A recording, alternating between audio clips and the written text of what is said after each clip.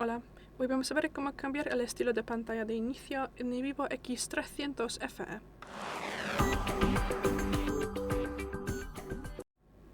En ese modelo tenemos dos tipos de estilos. Tenemos la versión estándar que pone todas las aplicaciones en la pantalla de inicio como ahora.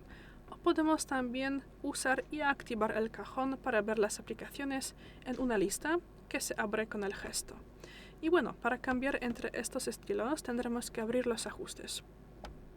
Luego tendremos que abrir pantalla de inicio, pantalla de bloqueo y fondo de pantalla. Bajamos, abrimos ajustes de la pantalla de inicio y aquí la primera opción, estilo de la pantalla de inicio. Aquí veremos dos estilos y bueno, en mi caso yo quiero activar el cajón.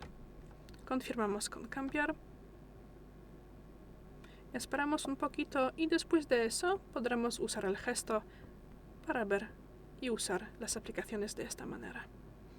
Y es todo. Gracias por el vídeo, déjanos un like y suscríbenos. Hasta luego.